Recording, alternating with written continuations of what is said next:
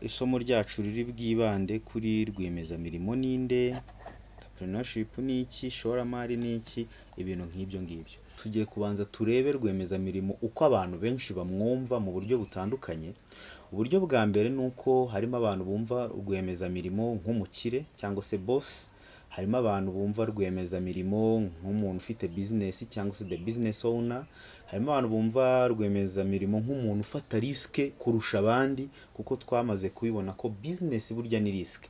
Business ni risque, ukurusha gutera intambwe abantu bagira ubwoba, biragoye ko burya bakora business ngo zibahire, ahubwo ufata risque agashora aho abandi batari kubona, agashora hari amahirwe, uwo muntu niwe ukunze kuba wasobanura ko rwiyemezamirimo. Entrepreneurship turacyari kureba ese bundi ifite igisobanuro kimwe cyangwa ni ibisobanuro byinshi. Tubonye icya gatatu ko harimo abamwita risk taker, cyangwa se one who starts a business, cyangwa se wa muntu uvuga ngo ngiye ntangiye umushinga wanjye, ngiye gukora umushinga wanjye nya, uwo nawe ni ikindi gice cya rwiyemezamirimo. Hakabaho noneho n'abandi bavuga ngo ni umukire, the resourceful guy, umukire kuko ngo afite company ari CEO, wamureba ari mu modoka, abana be bariga ahantu heza, ugahita uvuga ati nura ni umukire. Ibyo bisobanuro byose ni iby'abantu bakunze kuba bibaza ngo ubundi rwiyemezamirimo ni muntu ki. Twebwe rero hano turaza gusanga ko nta definition imwe ihari yo kuvuga ko rwiyemezamirimo ari umuntu runaka, ahubwo rwiyemezamirimo ashobora kuba kimwe muri ibyo bya ruguru bivuzwe, ariko nta definition, nta busobanuro bumwe buhari bwo kuvuga ngo rwiyemezamirimo ni uyu muntu. Iri jambo ubundi iyo tuvuze entrepreneur ni ijambo rifite inkomoko mu Gifaransa, ari ryo twakita entreprendre, ariko ngo mu Cyongereza ni undertaker, wa muntu ufata icyemezo akavuga ngo ngewe nkoze iki kintu. Uburyo niryo jambo entrepreneur biturukaho. Muri iri somo rero twege icyo turaza kureba, tugiye kureba ese ubundi rwiyemezamirimo ni muntu ki. Noneho reka tumusobanure mu buryo butandukanye nubwo twavuze ruguru. Bamwe baba bavuga ngo bavuze rwiyemezamirimo ngo ni umukire, ni umuntu wikorera, ni umuntu ufite ibitekerezo runaka. Twe tugiye kureba ubundi rwiyemezamirimo ni muntu ki. Dukurikije ibisobanuro bituruka muri Walt Disney, ni ukuvuga ngo entrepreneur cyangwa entrepreneurship is to do things and make things which will give pressure to people in a new and amazing way. It's a magic. Hano bo baratubwira ngo ni ubushobozi bwo gukora ikintu gituma abantu bakishimira mu buryo batari basanzwe bakibonamo, kandi mu buryo bw'igitangaza. Urumva hano bakavuga ngo ni nka maji. Tuvuge nk'urugero, ntago wowe uzaza kuvuga ngo ugiye gucuruza, ugiye korora inkoko ngo utekereze ko ari wowe ugiye kuzorora bwa mbere, ahubwo ni ugukora ikintu mu buryo abantu bazakubera abakiriya, bazajya bavuga ati amagi yo kwa kanaka, inyama z'inkoko zo kwa kanaka. Icyo nicyo gisobanuro hano batanze cyo kuvuga ngo entrepreneurship. Mu bundi busobanuro bakongera bakatubwira ngo it is making the world forever new. Ari hamwe hahitaza ngo umuntu ukora business ngo ni innovator. Innovation rero bavuze ni icyabo, ni ubushobozi bwo gukora ikintu mu buryo bushya kandi hashyizwemo imbaraga nyinshi kugira ngo cya kintu kimenyekanywe n'abantu. Hanyuma twagiye twifashisha ibyo abandi bahanga bagiye basobanura icyo kuba rwiyemezamirimo ari cyo. Uyu ukurikiro bita Joseph nawe yaravuze ngo it is destroying the old order and creating new one. Kuri Theologic abantu dukunze kubana kuri Havugimana Straton kuri account zacu, mukunze kubibona ukuntu tuba tubabwira ngo hari ukuntu abantu banze kuva muri kamere y'imikorere y'imyaka yo hambere yashize, ugasanga wakoze ubucuruzi mu guhera muri 2000, uyu munsi turi mu 2026, nturi gushaka guhindura imikorere yawe, kandi abandi barimo baragenda. Kwa ngo ubu abantu turi kumwe hano nk'ubu ndi kwigishiriza kuri TikTok, harimo n'abandi baza bakanahagurishiriza. Iyo ni indi mimerere ya business z'ubwoko bushya bwadutse, kandi abantu bakeneye kugendana nabwo kugira ngo bakomeze biteze imbere kandi tugendane naho isi igeze. Ni ukuvuga ngo iyo tuvuze ngo kumenya naho isi igeze, bishatse kuvuga ibintu bikurikira. ni ugukora uburyo bushya, new business idea, kwa ngo kera hariho ibingibi, noneho ibitekerezo bya business bigomba kumera gute, new product, ni ibihe bicuruzwa bishyashya twashyira ku isoko, ni ubuhe buryo bwiza bwo kubikora, process. Nimba hari igihe cyabayeho k'abantu dukora dufite wenda tuvuge kamfate nko mu bwubatsi, hari igihe cyabayeho abantu bakajya bakora bari gukoresha imbaraga nyinshi. Munsi haje amamashini ari automated, uyu munsi haje AI ziri gufasha abantu gutegura amapura n'ibindi. Ubwo buryo bushyashya rero nibwo natwe tuba tugomba gukoramo business, nibwo tuba tugomba gukoramo niho tuba tugomba gukura ibitekerezo by'imishinga. Ni ukuvuga ngo ikiriho nuko entrepreneurs cyangwa se mwe ba rwiyemezamirimo turi kumwe aka kanya, icyo muba musabwa ari ukugira imitekerereze mishya, cyane cyane iyo guhanga udushya, gucreatinga just about forever innovation mindset, imitekerereze yo guhanga udushya ku bihari. Iyi munsi harimo abantu bajya bavuga ngo ubuse ko nta gishoro mfite, ngo mfite 100 gusa, ngo ubuse ngiye gukora business byansaba ngo kujya kwishyura aho nzakorera, gutanga umusoro n'ibiki ngo biragoye. Iyi munsi twaje kubona ko ufite internet, telefone yawe, ushobora kuza kuri murandasi ugacuruza product zawe, abantu bakazikunda bakanaguhahira. Iyo mitekerereze rero ni ishoboka. Nimba waza ukavuga ngo ngende umuhinzi, ukavuga ati ubuhinge bwanjye, umusaruro wanjye reka nze ngucuruze kuri TikTok cyangwa Instagram n'izindi mbuga nkoranyambaga nka Facebook, ukaza ukabyereka abantu bakabibona bakakugurira. Ucuruza imyenda ni kimwe, ucuruza inkweto ni kimwe. Iyo si turi kuganamo niyo gusa idusaba imitekerereze n'imikorere ishaka kugira cya kintu twise innovation. Noneho rero tugeze ku kantu k'ingenzi ugomba kumenya, the 3 mastery for an entrepreneur. Bundi umuntu ugiye kuba rwiyemezamirimo n'icyo aba agomba kuba azi kurusha ikindi kintu. Ibintu 3 by'ingenzi ukwiriye kuba uzi nimba uri rwiyemezamirimo mwiza, ushaka kuba rwiyemezamirimo uteye imbere kandi wunguka ubona amafaranga. Icyambere ni ukwisobanukirwa. Aha rurakomeye. Abantu benshi turakora ariko ugasanga amakosa yacu kutisobanukirwa afite ahuriye n'imikorere y'ibyo dukora. Icya kabiri, master of opportunity, gusobanukirwa se amahirwe ari hehe, ni hehe nashora imari. Abantu bose ntabwo dusobanukiwe uburyo amahirwe aza, uburyo twayabyazamo umusaruro, uburyo twayabafata tukayafatirana.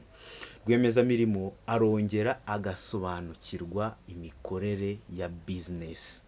Vuga ngo ibintu 3 ugomba gusobanukirwa nka rwiyemezamirimo utangiye, usanzwe urimo, cyangwa n'ikindi gihe cyo cyose. Icyambere ni ukwisobanukirwa, kuko ntuzakora nugira imyitwarire mibi bizakugora. Icya kabiri ni ugushaka amahirwe aho uherereye. Nimba uri Kigali, na yahe mahirwe ari around muri Kigali. Niba uri mu ntara, na yahe mahirwe ari mu ntara, nayabyaza ute umusaruro. Icya gatatu ari cyo gikorwa ngiro, ni ugusobanukirwa business ikorwa ite. Ibyo bintu ni ibintu 3 rwiyemezamirimo akwiriye kuba asobanukiwe kandi azi. Twakomeje noneho rero, hano tugiye kujya dukoresha amashusho ndetse n'izi note kugira ngo dusobanure iri somo ryacu. Nitwavuga Imana Strato. Ubaye ugeze hano bwa mbere, wakibuka kudufollowinga no gukora subscribe kugira ngo amasomo nk'aya ngaya ajye agufasha kwiteza imbere, gusobanukirwa imimerere n'imiterere ya rwiyemezamirimo kugira ngo dutere imbere, kuko ntibizagukundira ko uzakomeza ukora akazi k'abandi kugeza iteka ryose. Hari igihe bizagusaba ko wikorera, cyangwa se nimba uri no muri business z'abandi ujye umenya uko zikorwa kugira ngo ubashe kubikora neza.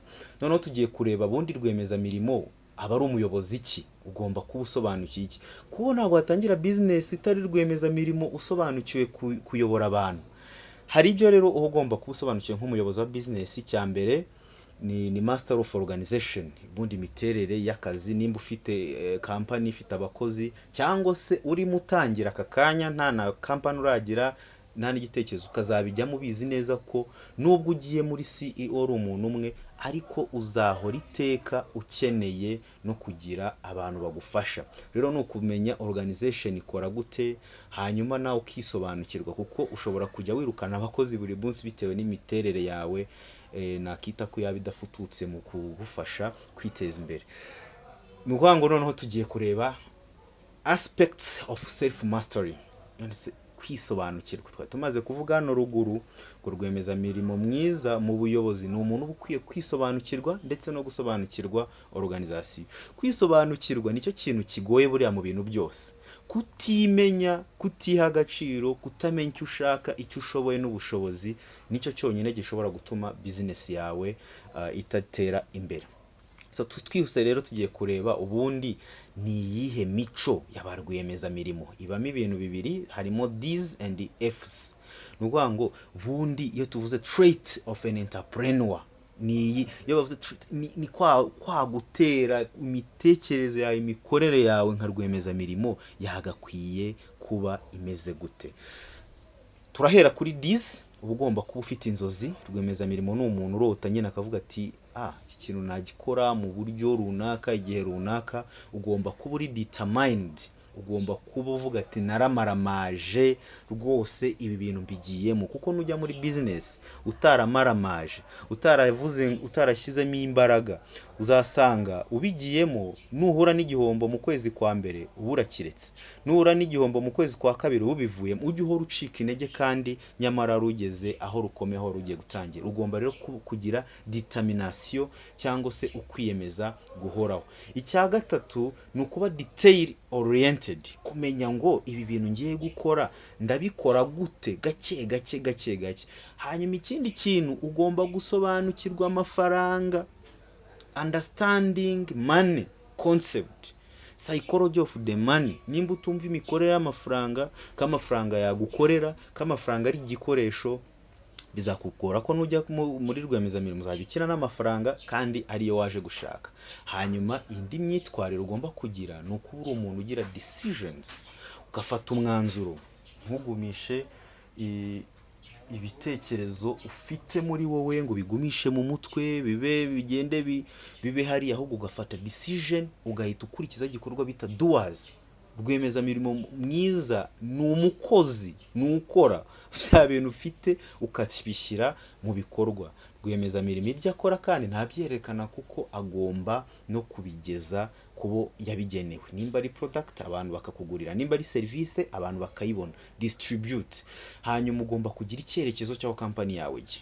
Mwese iyo ushize mu mutwe ubona company yawe yerekeza hehe, ese mu myaka ingahe urabona ujya he, ese amafaranga ushaka azagufasha iki, ni gute uzayafata ukayabyaza andi. Ibyo byose ni ibintu rwiyemezamirimo agomba kuba afite. Ikindi gikurikiyeho ni devotion, umuhamagaro. Abantu benshi batangira business ariko ntibayigumamo. Kubera iki? Bamwe bumva ari ikintu bamaramaje gukora, abandi bakumva ni ibintu bajemo nk'imikino. Hari ukuntu umbona ugahita uvuga ati Strato twariganye ngo nabonye yaragiye muri business yo gucuruza amamodoka, ngo nanjye mfite amafaranga reka mbigemo. We yaramaramaje abirimo n'umutima wose, inzozi ze n'ibyo bintu kuko arabikunda. Hanyuma we kuko ngo wabonye ngo byamukije nawe ugahita ushaka kubijyamo. Aho ngaho urumva ubufasha icyemezo kigendeye kuko abandi babona ibintu kuruto kubona ibintu. Ariyo mpamvu business yawe ushobora kutazagera higere cyangwa se igitekerezo ushaka gukora. Ikindi ni uko ugomba kuba uri umuntu ufite dedication, kuvuga ati ngewe ibi bintu rwose ni ibyanjye ngomba kubikora. Mu Kinyarwanda turavuga ngo uhinga mukwe ntasigana kandi nta wundi ubazwa inshingano.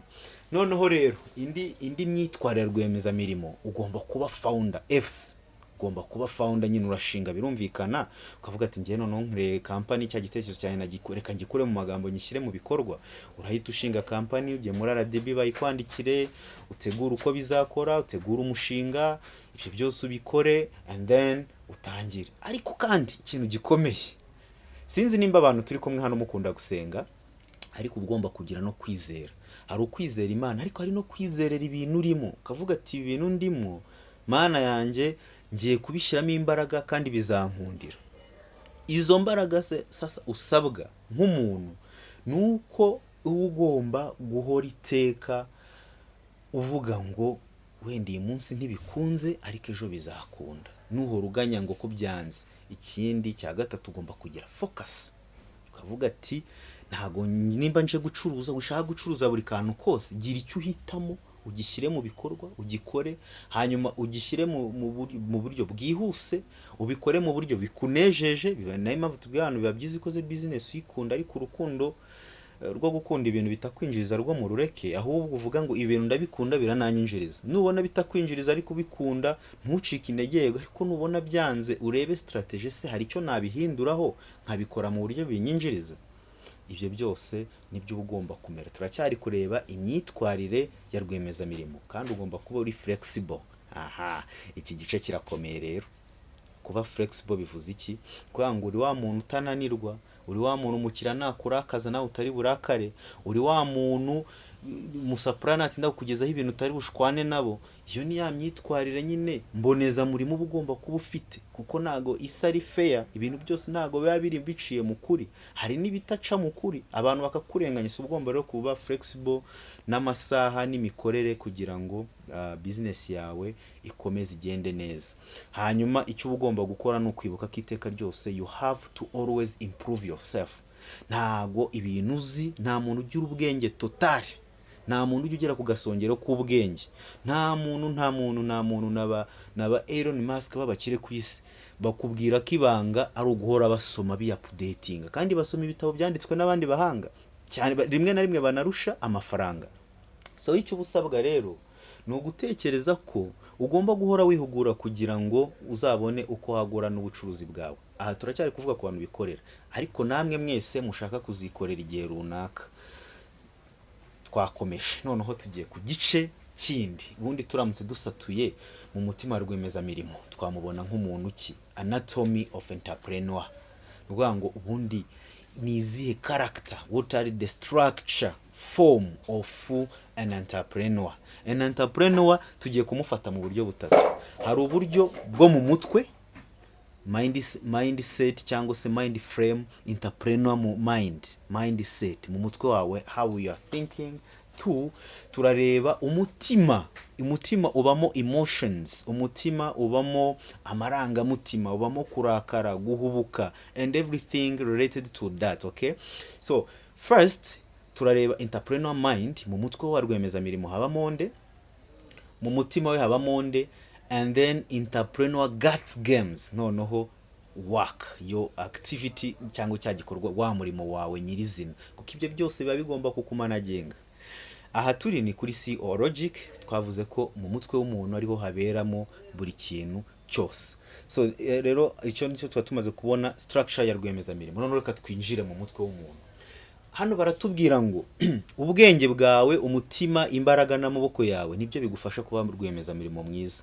Inshuro nyinshi nkuko ndi kubasomera ibi bintu bishobora kumva ubyujuje, ukabona rwose ngo mfite ubwenge, nshobora kwandika business plan, mfite amafaranga nashora, ariko ibyo ni ibinyoma. Abantu benshi twese twize entrepreneurship guhera senior 1, nabonye n'abana bo muri primaire basigaye babigisha ibyo bintu bijyanye no gushora imari. Ariko ubundi iyo bavuze rwiyemezamirimo bitandukanye n'ibyo tubona mu bitabo, bitandukanye kubona strato, kubona bari abakire nka Coach Gael, ngiye gukoresha ingero zo mu Rwanda kuko turi kumva ikinyarwanda, kubona n'aba bakire bandi bose bara bose ba KNC bandi, abo bakire bose ubona kubabona barakize, we ntago bita biguha ubushobozi bwo kuvuga ngo ngo turi inshuti tuzanye ngo nawe nakora business. No, they have some secret behind imanaginga imimerere yabo ugereranyije n'ibyo abantu batubeshya. Kandi iyo umubaje ngo ni irihe banga ngo ryo gukora no gukira, arakubwira ngo consistency, ngo guhozaho hikise. Nyamara avuga ati se ko nta gishoro, abantu benshi bavuga ngo nta gishoro mfite, akakubwira ngo igishoro kiri mu bantu bakwegereye. Iyo mitekerereze n'ibyo bintu bakubwira ni ukuri, kuko abo n'abakire bari kukubwira reality. Ariko bino bintu dusoma mu bitabo, mu ishuri twize, ntago ariko bikora mu isi yo hanze. Nshuti z'Imana, business mindset n'umutima wawe nibyo bishobora gutuma ukora. Hari abantu tujya dukinisha, hari ikiganiro gica kuri Radio Rwanda bita Kazi ni Kazi, bajya basura abantu bafite imishinga runaka batangiye, ukumva umuntu akubwiye ngo ngewe ngo natangiye ndi umunyonzi, ngo nabonye udufaranga ngura igare, wenda atuguje mu itsinda yaragiye yibikira mu gihe runaka, arangije agura igare ararinyonga, arangiza gushaka perime arayibona, amaze kuyibona ahita abona umukire umuha moto ayitwara imyaka 3 4 kuri 5, yarangije abivaho, abonye udufaranga aguziye, nyuma y'indi myaka 10 ubu ngo yarubatse, abana be bariga, none yaguze n'ikamyo wenda igemura imicanga ahantu. Uri kumva urwo rugendo wayikubwiye mu munota umwe, ariko ntakubwiye imyitwarire yamugejeje ahantu hose. Ngo natangiye muri 2000, hashize wenda imyaka 26, urwo rugendo urumva ararugutarukije, akubwiye inkuru ye mu gihe cy'iminota 2. Warangiza ugatuvuga ati yo ngo uziko ngo nanjye ari byo ngo reka meraho. Iyo mico rero, iyo mimerere niyo kugira rwiyemezamirimo. Ntuzashukwe n'ibinyoma ubona abakire batubwira. Wowe ugomba kugira ubwenge, uvuga ngo nimba ngiye mu bucuruzi ndacuruza ne, amarangamutima yawe ukayakontorora. Ubwo tugeze mu mutima, nturakarira abakiriya, ukamenya kuba pana buryarya, ariko ukaba nkayo. Umukira akaza mwiriwe, hari abana njya nkunda kubona ngo bite sheri, ngo dufite tuno tuntu, ngo bite boss ngo bite mabuja, ngo none se ngo dufite ABCD, ngo shango waguze, ngo none se ngo nimba udashaka bampaye akangaka. Ubwo bucakura nibwo hari n'igihe uhura n'umukiriya wirakara akakubwira ati nk'iki kiba kiri mu cyaka nagutuka. Ubushobozi bwo kubasha kuvuga ati it's okay, ukaruhuka, ugahita umbwira ati boss ariko twari dufite na bino kandi akubwiye nabi, nibwo bukugira rwiyemezamirimo. Hanyuma hamwe igitotsi cyakuriye mu gitondo saa 11 ukabona imbaraga zikubyutsa ugakora, icyo nicyo kikugira rwiyemezamirimo. Rwiyemezamirimo rero si umuntu ujenjetse, ni umuntu ubasha kureba mu mutima we. Ngaho mbere yuko dukomeza, ndagira ngo ufate akanya wiyevaruwe, wisuzume nimba turi kumwe. Vuga ati se haba hari impano nifitemo? Ese mfite icyo bita steel guts, cyangwa se mfite imbaraga zikomeye nk'icyuma zivuga ati ngewe ibi bintu ndabyumvamo ko byashoboka? Hari nk'ukuntu uzacunge abantu dusenga, iyo uri gusenga uba wumva nyine Imana nta kitagukorera. Icyo nicyo bita ability to intuit, kwa kundi wumva wiyumvamo ibintu atari ibintu ndi kubyiyumvamo. Umuntu akubwira ati ibyo bintu wabiretse ko atari byiza, ariko ukumva harimo icyiza, ukumva hari uburyo ugifitemo rwose ubushobozi bw'uko icyo kintu kizabaho. Icyo kintu nimba kijya kikubaho, nimba ujya ucyumva, uri mu nzira yo kuzatera imbere. Kuko ubundi inzozi zawe ntabwo undi muntu yazibona nkawe, ntabwo njye nawe twatekereza kimwe. Ari nayo mpamvu aba ari ngombwa guceceka ikibazo cyawe, kutabwira amabanga yawe n'imishinga yawe abantu kugeza ikintu gikoze. Hari igihe ubwira umuntu ngo se ngo ndi gutekereza ngo ko ngiye gukora kino kintu, ngo ubwo se ngo urabyumva uti, ariko umutangirije hagati, wowe umaze igihe kinini ukirota, ugitekereza, ubona aho uzagicisha. It's better to not tell them. Keep it quiet for yourself, bro and sisters, of course, yeah.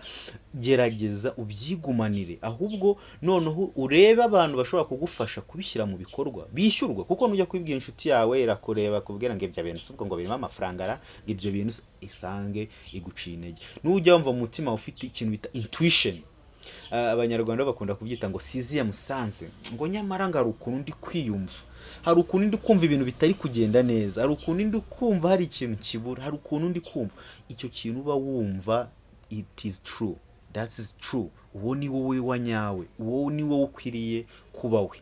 Kurikiza icyo kintu. Umuntu ugomba rero gukira, uba ugomba kureba ese mfite courage yo gukora ibi bintu. Turacyari kugira ute? Kwisuzuma, banza wisuzume. Ese mfite courage z'ibi bintu? Nimba ukorera umukire, ese mfite courage zo kujyayo, ndi kwiga akazi akora ku buryo nanjye nshobora kuhava nkakora ibyanjye? Ku bantu batangiye kwikorera, ese mfite umutima wo kwikorera? Mfite courage? Patriotic heart, ese mfite umutima wo gukunda ibi bintu ndimo? Just that hand truly care. Do I possess all the above? Ibaze, mfite ubushobozi bw'ibyo bintu? Mfite umutima wo gukora ibi bintu? Mfite intuition? Mfite amarangamutima ambwira ati ibintu you can do it, you can, yes I can? Nimba ubifite, ushobora nawe kuzaba rwiyemezamirimo myiza kandi watangiriye umunsi. Nta myaka yo kurengera, nta gihe utakora business. Igihe cyose washaka gutangira ibintu wabitangira, ntugacike intege. dukomeje rero noneho tugiye ku gice cya mbere twaba tumaze kureba general concept of entrepreneur. Rwiyemezamirimo ni muntu ki, tumaze kubona imyitwarire imuranga, tubonye icyo akora, turanisuzumye. Nimba usanzwe waba rwiyemezamirimo rero congratulation, uri mu nzira nziza. Tugiye mu gice cya kabiri, form of entrepreneur. Ubundi umuntu ushaka gukora umushinga yahera. Harimo abantu batatu batandukanye bafite investment zitandukanye. Iya mbere ni social entrepreneurship. Taza kwibasobanura mu buryo bwumvikana, kubera yuko aha hantu ubundi niho ruba ruzingiye, kuko abantu bari muri social entrepreneurship they get money, cyangwa se babona amafaranga mu gihe kirambye, kandi business zabo zikora ibinyejana. Ni na zimwe zishobora kuzungurwa n'abana babo. Social entrepreneurship. Ya kabiri ni business entrepreneurship. Nibo abantu bakora, nabo turaza kubisobanura. Techno entrepreneurship nabyo turaza kubibona, biragaragara ko ari abantu bari gushaka gukora imishinga ariko mu bijyanye na technology. Tugiye ku gice cya mbere rero cya social entrepreneurship. Ubundi tuvuze social entrepreneurship dusangamo ibigiciro bitandukanye. Harimo NGOs. NGOs ni impine ivuga non governmental organization. Ni bya bigo bitegamiye kuri leta, bitagamije nk'inyungu. Usanga bifasha abantu, ugasanga nk'abantu babonye amafaranga bari gukusanya imfashanyo kugira ngo bafashe abana b'abakene, abakobwa bafite ibibazo, abasore, inkumi, imiryango. Donc bazanye solution. Tuvuge nk'urugero, nko wenda tukavuga nko mu gihe cy'intambara, umuryango ugahita ukavuga ati tugiye gufasha abantu bakuwe mu byabo kubera ingaruka z'intambara cyangwa z'ibiza.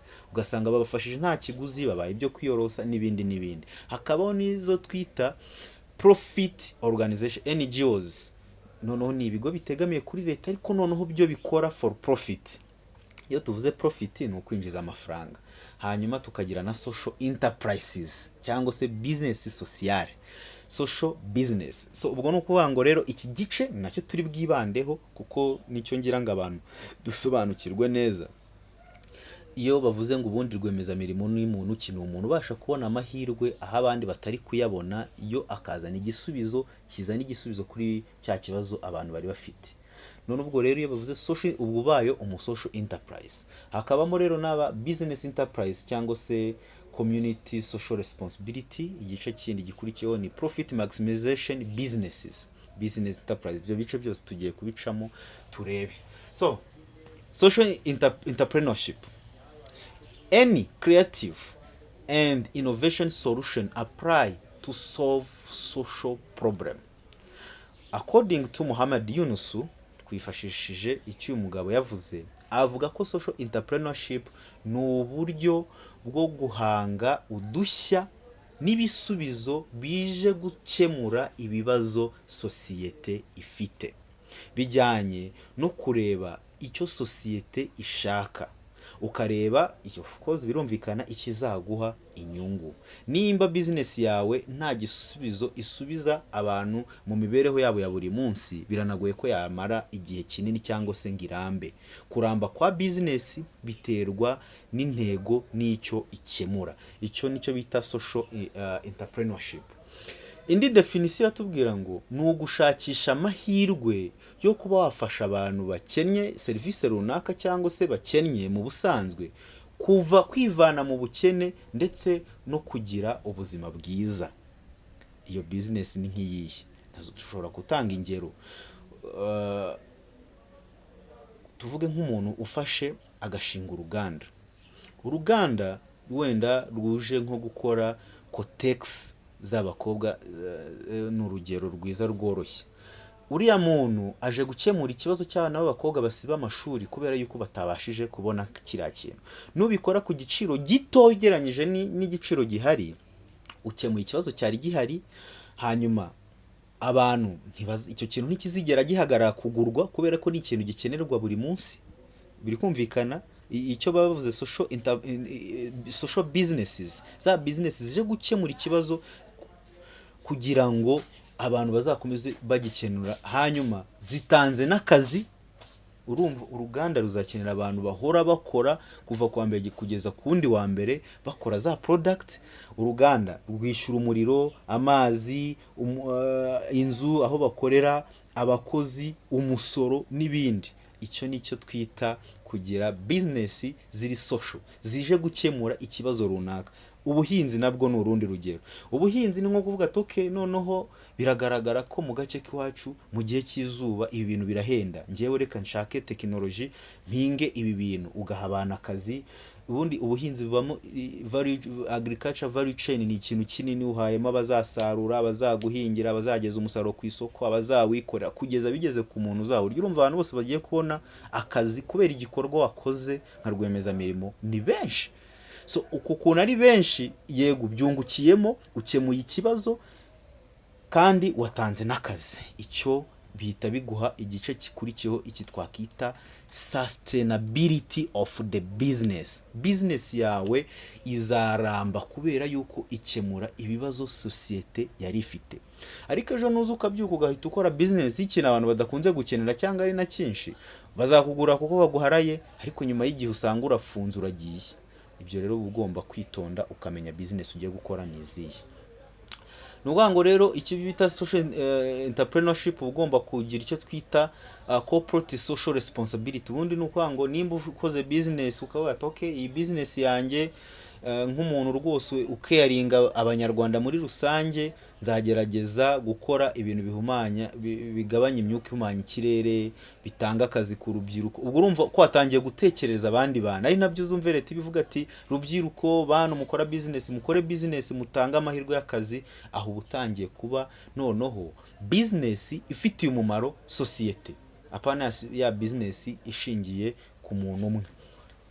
Ahangaha yari igice cya mbere twarebaga cyitwa social businesses. None tugiye ku gice cya kabiri twita business enterprises. None izi ni za business for profit.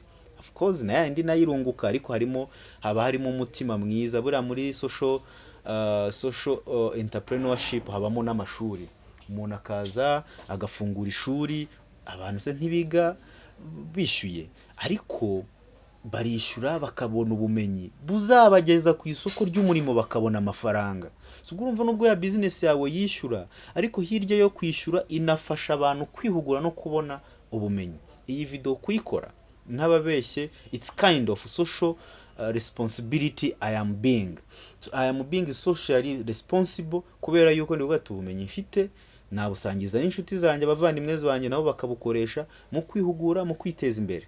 So ariko ntibivuze ko mba ndi gukorera ubusa. Ntago ari ugukorera Imana mu buryo bumwe bavuga ngo ngengo se ngo ndi Yesu n'ibindi. No, ntago ari cyo bivuze. Ahubwo bivuze ko nutagira icyo utanga nta nicyo uzigera wakira. Twikomereje ku gice cya kabiri, business entrepreneurship. Noneho ni business for money, cya gice mukunda. Iyo tuvuze business entrepreneurship is about the study of system. Nukwiga bundi ni yihe system yinjiza amafaranga, structure iteye itabayobozi bakora gute, kuva kuri CEO nyine, kuva kuri company nyirayo, abasekreteri, abakona, buri nzego z'abantu bose babamo. Ngira ngo umuntu wese ushaka gutangira business niyo waba uri umuntu umwe, ibi bintu ugomba kubigira. Nushaka ubukora wenyine, ubwo burimo byose, buri kona, burimo HR, burimo human resource, burimo inzego zose za business. Hanyuma ukareba structure, ubwo buyobozi buzakorwa gute kugira ngo bikorereze kumenya ngo ninde uri bukora iki kintu ryari. Ukamenya gushyiramo abakozi, ni gute nzashyiramo abakozi. Ubwo ni ku bigo binini kugira ngo nkomeze ariko nkora. Ku bigo bitoya hari rega n'umuzamu nawe ni umukozi, we namukoresha nawe uri umukozi wa business yawe. So umukozi wa mbere w'umushinga ni nyiri umushinga we ubwite. Business ako noneho uru n'uruziga rw'uburyo business zikora. Igice cya mbere bundi rwiyemezamirimo aratangira nk'abandi bose, igitekerezo kiraza kigatangira, ukabona igishoro ugakora. Igice cya kabiri urunguka, you growth, noneho ugatangira kubona amafaranga, byinshi birumvikana. Hanyuma ariko hari naho bigera ukabona business itangiye kugusenyuka, isa nkaho igabanutse. Noneho uhita ujya mu gice cya kabiri twakita managerial cyangwa management, business management. Aha hari business management niho hatandukanye rwiyemezamirimo uzaguma ku isoko na rwiyemezamirimo utazatinda ku isoko. Batandukaniye rwiyemezamirimo uzaza ku isoko ariko nahatinda rwiyemezamirimo uzaza agatinda ku isoko. Batandukaniye muri ya mahitamo bahitamo mu guhitamo umushinga bagiye gukora naho bawuherereye. Nukora umushinga uje gukemura ibibazo bya rubanda, community muri rusange, abanyarwanda muri rusange, cyangwa abarundi n'ahariho hose waba uherereye wumva ururimi rw'ikinyarwanda, business yawe izaza nigera hano kuri growth ikomeze izamuke kugira ngo imanuke. Ariko nuzana ibintu bitagikenewe, tuvuge nk'urugero ugasanga urimo uracuruza wenda ngo format zo kuzuza ngo imibare, ariko wabikoze na dokima byandikishije, ubu haje computer ashobora kwandika ibyo bintu, ubu haje AI zishobora kugira ibyo bintu. Nimba yarazanye business ukaba udashaka kwiga AI, business yawe izagera hano kuri growth ihita itangira kugwa, kubera yuko AI igiye kuza ikora akazi kuruta uko wagakoraga. Hanyuma ariko niwihugura uzongera ukomeze ujyane na bakiriya batarabimenya, ukomeze ugenda ubahugura. Noneho iyo tugeze rero muri decline ubona ibintu bitangiye kwanga, urongera ukicara ukavuga ati ese nubuhe buryo business yanjye nakongera kuyizahamura igasubira ku murongo, ese ni iki gishobora gutuma ifailing. Iyo ibyo bintu bishyize ku murongo ukabibona, business yawe iragukundira. Iyo utabishyize ku murongo birangira usenyutse, ari byo mu byo kubona ukabona umuntu yari umukire baramutereje inzu ya miliyari, imodoka n'icyo, agasubira ku isoko ukajya wumva ngo kera nari ntunze inzu, ngo kera ngo sha ngo ni mukambona ubusha, ngo ubona ashaje, sinzi uko babivuga. Ariko ubwo ni ukuvuga ngo uba ugomba kumenya management ya business yawe, icyo waba uri gukora cyose ni iki nakora kugira ngo gihore ku isoko ry'umurimo.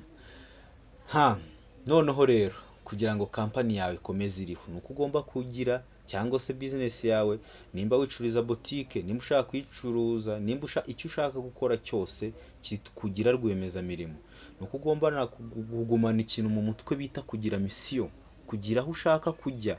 Uko ukura ukavuga ati noneho namaze imyaka 2 nkora ibi bintu, ndi kubona naho umukozi umwe akazi, ejo ukongera ukavuga ati noneho nkurikije uko bimeze ndi kubona nakongeramo undi mukozi, ndi kubona navana business i Kigali Kicukiro nkayijyana Nyabugogo, ndi kubona business yanjye nayivana Nyabugogo nkayijyana mu mujyi downtown, kubona gine ukagenda waguka. Ikindi ni uguhora ushyiramo ibicuruzwa bishya bijyanye n'isoko rigezweho, kandi ukamakinga sure ko iyo business yawe abakiriya n'abakozi basobanukiwe neza icyo uri mutanga, bumva viziyo zawe. Nimba ucuruza wenda amatelefone, ugashyiraho umuntu ucuruza telefone, hagakwiye kuba ari umuntu usobanukiwe telefone, anazikunda, z'imodeli zaza, azi kugendana na trend n'izigezweho, ku buryo umukiriya aza afite ikibazo akamusobanurira, yamubwira ngo mfite amafaranga make, agashaka amafaranga aho amushakira telefone ihwanye n'amafaranga umukiriya yazanye. Ibyo rero bisaba umuntu usobanukiwe iyo business. Nuza n'umuntu ngo kuko muziranye mwiganye kubera ikimenyane, uzamuzana ariko bizarangira business yawe utayisobanuye neza.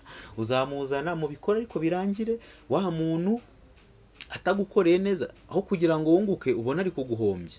Nawe icyo urimo cyose kisobanukirwe, ku buryo umukiriya makuru, buri abakiriya bo baza bafite ibibazo, abaza ngo ubusengo ngo ikintu cyiza ngo nagura ni iki, ngo ngira inama ngo ari iki se n'iyakiriya ngo ngura iki. Wowe icyo ubusabwa kuba ufite ni ubushobozi bwo kubasha gusobanura ibintu byawe, abakiriya bakabyumva, product yawe cyangwa service yawe nabo ukoresha bose, ku buryo n'abana bawe bavuga ati mama cyangwa papa akora ibi bintu, noneho bikaba wowe, bigire wowe kugira ngo bikwinjiriza amafaranga. Ikindi uba ugomba guhora ushaka udushya cyangwa innovation, fostering high speed innovation. Utaza n'udushya uzasigara inyuma y'abandi. Ikindi uba ugomba guhora ushyiraho imimerere n'imyitwarire igomba gufasha business yawe gukora neza. Aka gashusho muri kureba hano ndagira mu gasobanukirwe neza. Iyo tuvuze bundi business entrepreneur dushobora kumusobanura mu buryo butatu. Hari wowe hano, uyu ni wowe of course. Wowe icyo ugomba kuvuga ati nka rwiyemezamirimo, ni wowe ubanza kugira inzozi. Hanyuma you have to have idea, okay? Ugahita ugira igitekerezo cy'icyo wakora, ese mbigenze nence hehe, igitekerezo ukakibona. Ni nabyiza ko ati igitekerezo ni cyiza, nagikorera muri Kigali, nagikorera Musanze, Gisenyi n'indi migi yose, cyangwa se no mu makaritsa aho abantu baherereye. Icyo gitekerezo ukavuga ati mu gihe runaka, ese is it time reality, have reality in correlation of time. ni yego igihe rwose ndi kubona mu gihe runaka amafaranga yanjye azagenda yunguka gutya na gutya gutya na gutya, hanyuma icyo gice wakibaho uhita ubona reality ukavuga ati aka none ibi bintu birashoboka, reka ntangire nkore business. Ibyo bivuyeho you find, you search your niche, ukareba hari amahirwe. Ese amahirwe ari mu gucuruza ibikoresho bya tekinoloji? Ese amahirwe ari gucuruza boutique? Ese amahirwe ari mu gucuruza imyenda? Ese amahirwe ari mu gucuruza ubutaka, kujya mu bintu bya real estate? Ese nakora iki? Opportunity uyibonye ubu uhita uvuga ati noneho mbonye aho nahera ibintu byanjye, noneho ugahita ushaka resources zituma, resources zibamo ibintu bibiri, harimo human resources and capital resources muri financial means. Ushobora buriya no gutangira ugujije abantu muri human resources, ushobora ati ngeyeho kugira ngo nzahembe umukozi nzikorera. Yo ni human resources yawe, ni umutungo ufite w'ubwenge ufite, cyangwa se umuntu wagukodesha ikintu cy'ubuntu, cyangwa umuntu waguha stock. Noneho hari n'uburyo uvuga ngo noneho ngiye mfite amafaranga, noneho kugira ngo business yawe igende ikura ukajya ukomeza uzana idea ukayishyira mu bikorwa, ugakomeza ushaka opportunities kugira ngo ugende wagura. Iyi triangle yacu y'ibitekerezo by'umushinga nuko twayisobanura. Noneho gukura k'umuntu rero ni gute business itera imbere, i-growing it? Habaho nyine igihe cyo gukura, ariko gukura kwawe kuba kugomba kugira icyo bita strategic direction. Ese ndagana he? Ubucuruzi bwanjye bugamije iki? Buzatanga ubufasha hehe? Nese ni bubafasha buzaba bubafasha iki? Buje gusubiza iki gisubizo? Ese mfite izihe mbaraga? Nshoboye kubaho iki? Ibyo bihita biguhereza ikintu bita differentiation, kuvuga ati ngewe nuriya dutandukaniye muri business, abakiriya be n'abanjye batandukaniye, niki duhuriyeho? Ese nge nabafata nti? Ese niki nabaha barabakiriya kugira ngo mbagumane? Kuko ikigamijwe, business yose idafite umukiriya uguha amafaranga, iyo business nta kimaze. Business nziza ni business kuzanira abakiriya bagura service cyangwa ibicuruzwa byawe bakaguha amafaranga kugira ngo ubone growth. Icyo kintu ni ibintu byumvikana. So wowe ugomba guhora ushaka rero imikorere, strategy yo kugira ngo abantu bawe ubagumane kugira ngo ukomeze ubacuruze. Tugiye kureba noneho bundi, what are the 3 competencies of complete entrepreneur?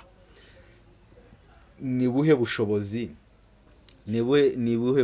bw'indashyikirwa rwiyemezamirimo yagakwiye kuba afite wuzuye? Rwiyemezamirimo yagakwiye kuba ari umuntu nyine you originate your idea, you inspired by kind of idea of business cyangwa ibyo aribyo byose, ariko ukavuga ati ngiye iki kintu ndi kumva nagikora. Hanyuma icyo ukora, you organize, you are organizer, ukashyira ibintu byawe ku murongo, ugakora business plan, ugategura amafaranga uzashora, ugategura uburyo uzajya ukora, uburyo services zawe uzaziha abakiriya, uburyo igicuruzwa cyawe kizagurwa, byose ukabitegura. Ariko ntago birangiriraho, birangira uri n'umuntu bita implementer, kuko ibintu ufite mu mutwe nutabishyira mu bikorwa uzasanga nawe wicaye nk'abandi bose ufite business ariko idafite ahigana n'ibindi. Icyo rero kita kikujyana nyine uko ati ibintu noneho mbishyize mu bikorwa, bihita bikujyana kuri iki gice cya operator. Noneho operation zawe tangira ukore, nimba ari kujya mu kazi hajye, nimba ari kubyuka ugafungura boutique ugacuruza bikore, nimba hari amasaha ugira ukarecording ibintu wereka abantu kuri TikTok cyangwa kuri live zigiye zitandukanye bikore.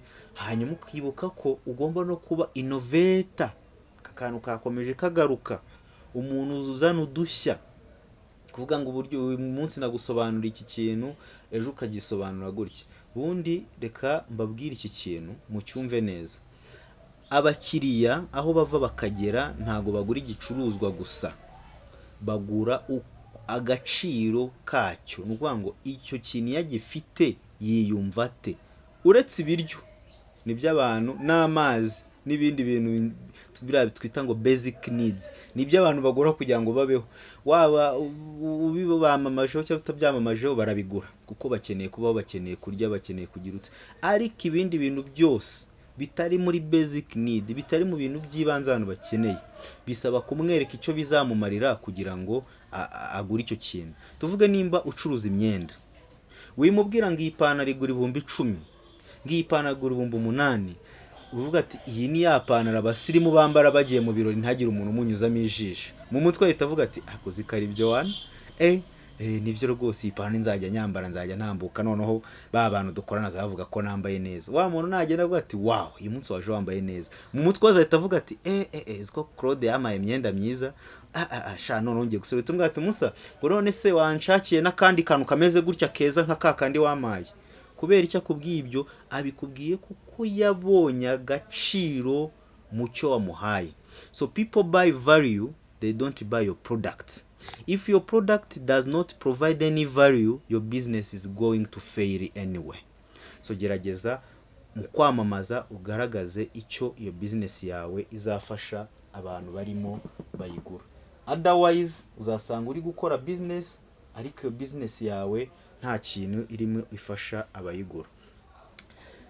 So hanyuma nimba tugeze anga hari ikibazo ufite, ushobora kutwandikira muri comment kugira ngo tuzagufashe cyangwa se tugusobanurire nimba hari icyo wagize. Noneho dore impamvu igihugu cy'u Rwanda, abantu ku isi, sosiyete zose aho ziva zikagera, tuba dukeneye ba rwiyemezamirimo. Ni ukuvuga ngo ba rwiyemezamirimo ni abantu b'ingenzi ku buryo igihugu kitapfa gukora badahari, kubera yuko ikintu bita economic cash flow, uburyo amafaranga agenda n'imikoreshereze yabo, ibyo ni ibintu bituma nyine hakomeza kubaho ubuzima bw'igihugu bugakomezanya. Sasa rero baratubwira 90% by'imirimo isi yishyira ku isoko inshuro nyinshi usanga yashyizweho n'abantu twakwita ba rwiyemezamirimo. 10% ishobora kuba abakora muri leta, ibigo bitegamiye kuri leta n'ibindi, ariko imyinshi ba rwiyemezamirimo nibo bayizana.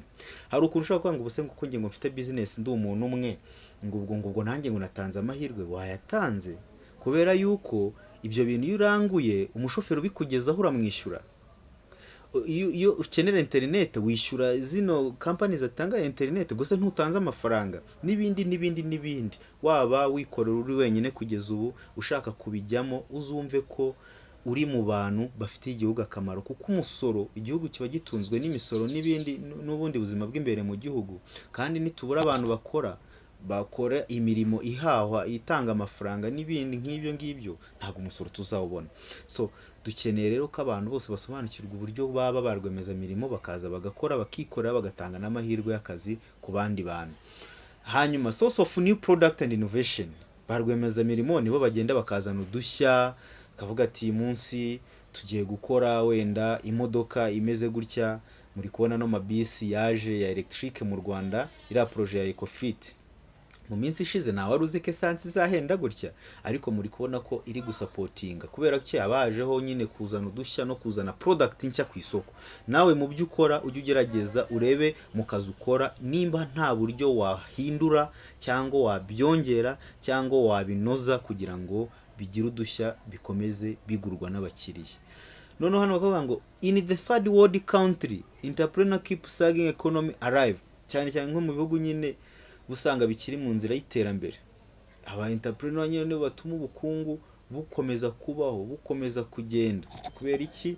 Demand and supply. Itegeko ry'ubukungu, abakiriya barashaka ibi, hanyuma hari n'ababibaha. Iyo abantu baretse guhaha, bahabuza amafaranga yo guhaha, ubukungu burahagarara kubera ko abantu babura ubushobozi bwo kujya ku isoko. Tutagiye ku isoko, igihugu kirahagarara kuko nta musoro. Biri kumvikana icyo rwiyemezamirimo amari igihugu. Ariyo mpamvu dushishikariza abantu kugira icyo bikorera. It is the entrepreneur, not a central bank, to keep economic moving. Ngo buriya beneri iha agaciro k'ifaranga, tugira icyo bita floating economy, aho ifaranga ryacu baribarira nyine kuri supply and demand. Abantu baguze ibi, bari gusaba ibi, byabonetse ntibyabonetse, ibiciro bihagaze gutya ku isoko, bo bagakomeza baregulatinga ibiciro. Essence nimba izamutse, ese mazutu nayo tuyizamura? Ya mazutu ni tuyizamura, biratuma imodoka zijya kurangura ibintu bizibikura mu ntara zibizana i Kigali zihenda, cyangwa se ivana ibintu i Kigali bijyana mu ntara bihenda. Nibihenda, isukari wenda yaguraga 2 irahita ijya kuri 2,800. Abantu bareke kunywa isukari. Niba bareka kunywa isukari, wenda barajya muri ibi, ubushobozi bwo guhaha bubure. Ari nayo mpamvu bivuze ko ba entrepreneur ko baba bahari bari around bari gukora, bituma beneri ibona icyo ishingiraho igena imimerere n'ifaranga ku isoko ry'u Rwanda ndetse n'imikorere y'amafaranga. Ubwo twari turi gusobanukira agaciro rwiyemezamirimo afite. Ikibazo tugiye gusoza tugana ku musozo, ese kuba rwiyemezamirimo biroroshye? Reka mbahe sinari, ibintu byose tuvuze ushaka kubyumva ukumva biroroshye, wowe ukumva wabikora, ariko buriya kuba rwiyemezamirimo ni ikintu kidasanzwe kandi gikomeye. Kuba rwiyemezamirimo ni ikintu kigusaba ubwitange, hejuru twabibonye, gukora utaruhuka, kutizigama, kugira umuhate, kugira ubushishozi, kugira imbaraga, kuba flexible, ni ibintu byinshi.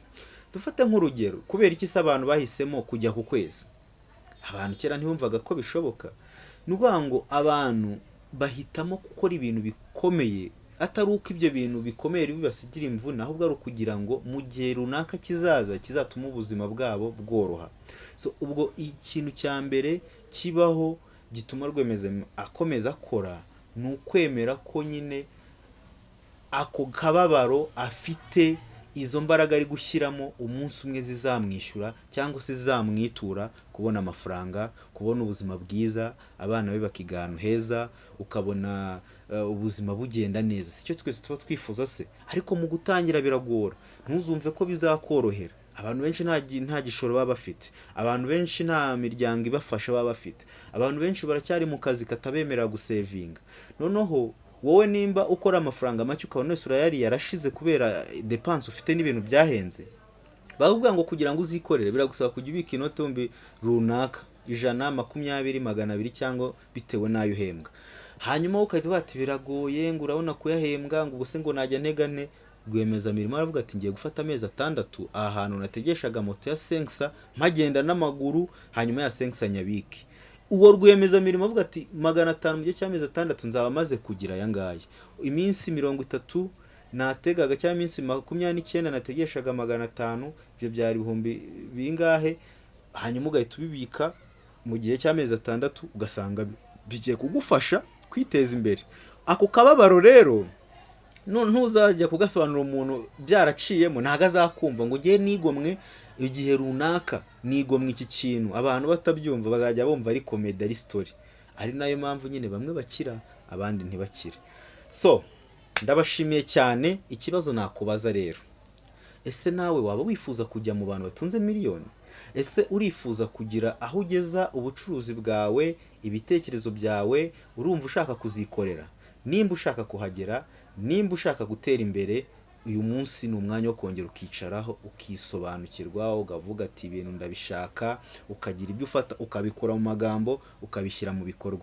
Nahawe ho kugira ngo ukore ibi bintu, nahawe ho kugira ngo witeze imbere, wikurure. Nimba udafite ugukurura, ugira Imana aramubona, ariko harimo abatababona babafasha muri iyo nzira y'iterambere. Ndabashimiye.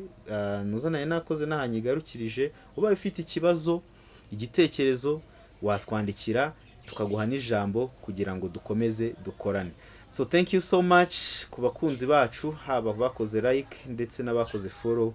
Ubwo turi kumwe, negereje kubona ibyo bibazo. Imana ikomeze ibarinde.